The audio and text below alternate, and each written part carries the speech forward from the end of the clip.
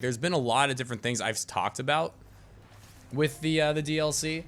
Like, there's been a whole lot of things I've talked about with Beyond Light, but I haven't really taken all the different talks I've had about power leveling, about my 24-hour stream, about the raid, about stasis. Like, I haven't actually taken all of my thoughts about it and put it into one place. So he was like, it might be interesting to do that, and I think it would. So, Beyond Light. I guess let's first talk about what I'm excited for. Like, I'm excited for just new content in general, which I'm sure most of the Destiny community is, right? We get a new raid for the first time in over a year. That's so needed, and I'm so excited for it. We have a big power grind, not just a little bit of power to grind, like an actual big gap to fill, which I'm excited for. A new subclass, an entire, not just subclass. I'm talking like stasis being like an arc burn, like a solar burn, like a void burn, like a full new burn. Stasis is going to add a ton of variety to both the PvP and the PvE in this game, and I think that spice is really needed. I love void, I love arc, I love solar, but we've had that for years and years and years and years and years, and this is going to be a very necessary thing to, like I said, really spice up both PvE and PvP. I'm excited for, and this is a little bit outside of the new content itself, but I'm really excited for the new consoles. Next gen consoles. I think it's going to allow people who are only on Xbox and only on PS4 to have a much greater Destiny experience when we get to 60 frames with an FOV slider. I'm excited for that. I'm excited for a lot, honestly. I think a big thing I'm excited for is just to see what happens. I almost like being excited for the unknown. I don't need to know everything about the Cosmodrome. I don't need to know everything about the new planets. I don't need to know everything about the new weapons and the new metas. I'm just excited for new things, new aspects to the game. It's going to feel like such a fresh, new, exciting game. I'm excited as hell for that. My plans, by the way, for those who don't know, I'm going to do a 24-hour stream on November 10th. So the day that Beyond Light comes out, I will be doing a 24-hour stream. And my plans are to grind as much power as possible.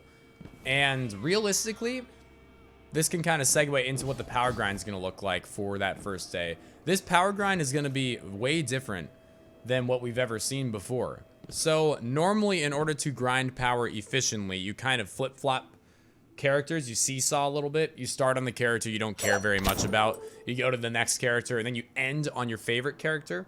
That allows you to get as high of power as you can on the first one. Bring those weapons to your second one, which will in turn raise its power more than your first one. Bring those weapons to your main character, and that character will finish highest. However, they've given us a good piece of information about the power grind this year. Two things, actually, that are really important. First of all, you can't just turn in tokens at vendors anymore. Those powerful drops are not going to be powerful at all. You used to be able to, like, fill the gap up to the soft cap. So we're going to be 1060 going into Beyond Light, and 1200 is the soft cap. In the past, you could just spam tokens at different vendors and get to 1200. They're not going to let you do that this time, because the drops are going to be 20 below your power. So it's not going to let you do that. So you're actually going to have to, like, play the game. Crazy idea, right? You're going to actually have to play the game and grind different things, whether it be Crucible or strikes or public events or the new missions they give us. You're going to have to play and earn blues and legendaries all the way up to 1200 before you start the powerful grind. Now, what's different about the next part is really interesting, and I'm not sure what to make of it yet because we haven't really been given a ton of information yet. So, when you get to 1200 power, you now need to start doing powerful grinds, right?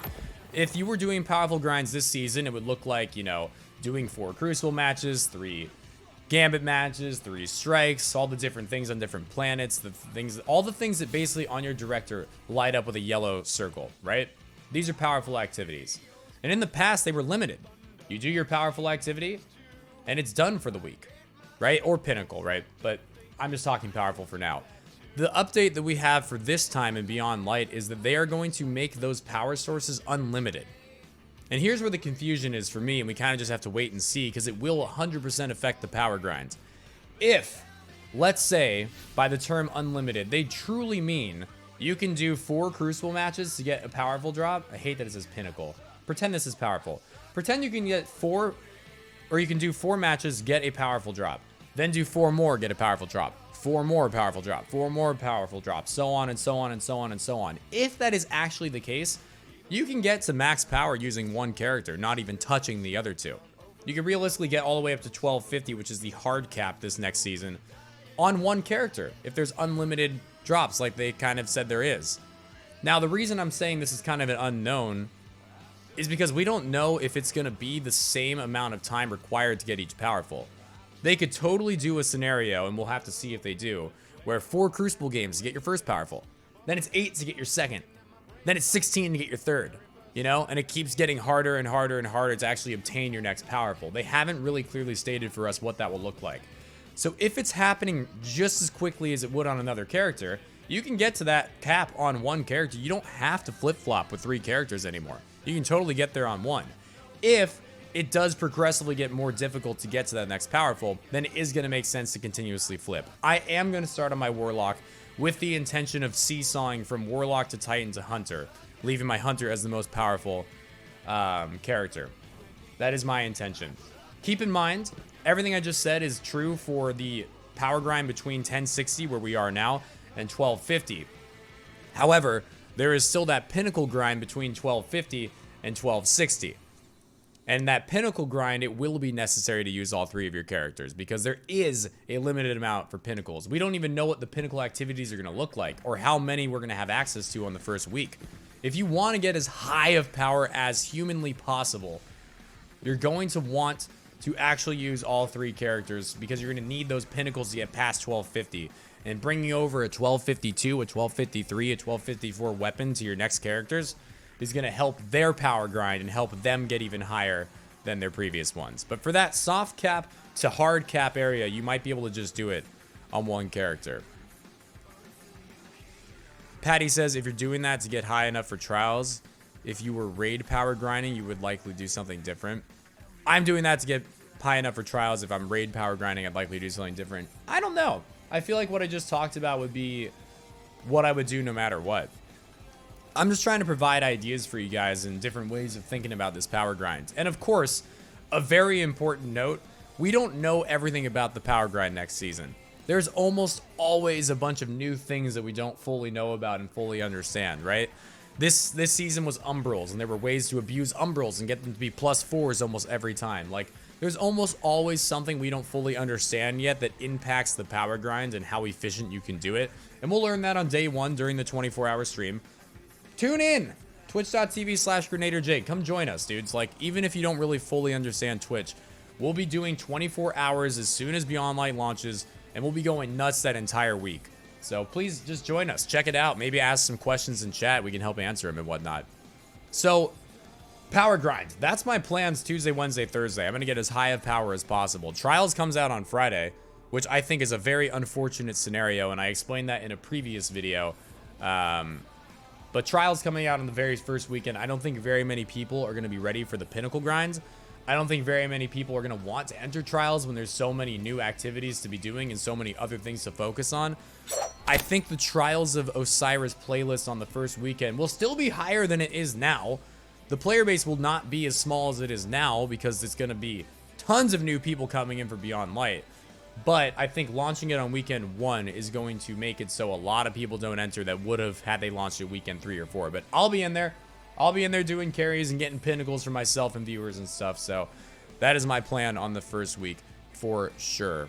I am indeed saving bounties on all 3 characters. I'm trying to make sure that I do not save any bounties that are going away. And I am trying to make sure that for these Crucible bounties and these Vanguard bounties and whatnot, any weekly bounty, I'm going to hold until I get my powerful drops for those activities. Just in case it messes with it. Because apparently getting Valor and stuff like that can kind of screw with your powerful drops. So I'm going to save the weeklies, turn in all the dailies, and see if that helps. But really, saving bounties isn't that necessary. It's a pretty extra thing that you can do if you really want to prepare for Beyond Light. But it's really not that necessary. It helps level up your artifact. So that if there's something on this final wave right here that will really help in the raid, you can have it ready. Or really help in trials, you can have it ready. And it helps rank up your season pass as well. So that maybe if there's a weapon all the way high into the back end that you really want or something, it can help you get there. But realistically, saving up for those does not really mean too much at all. I would not worry about bounties if you haven't been doing it. It's not a big deal. I think that kind of recaps everything I feel with Beyond Light. I hope to see you in the 24-hour stream on Tuesday. We're going to have a lot to learn together. I'm going to be probably streaming 100 hours that week, a ton of trials of viewers. If you don't know anything about Twitch, Just sign in to the darn website. You don't even need to sign in. Just come to the channel. You can watch it and read the chat. If you feel like making an account and asking a question in chat or saying hi, I recommend it. I would love it. And yeah, it's going to be a hell of a week. It's going to be a hell of a season. It's going to be hopefully a hell of a year for Destiny, and I'm excited to see what happens. Thanks for watching.